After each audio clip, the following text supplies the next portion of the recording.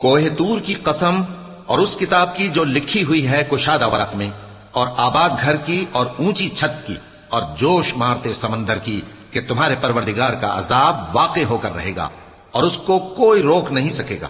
جس دن آسمان لرزنے لگے کپ کپا کر اور پہاڑ سچ مچ اڑنے لگیں، تو اس دن جھٹلانے والوں کے لیے خرابی ہوگی جو بیکار باتوں میں پڑے کھیل رہے ہیں۔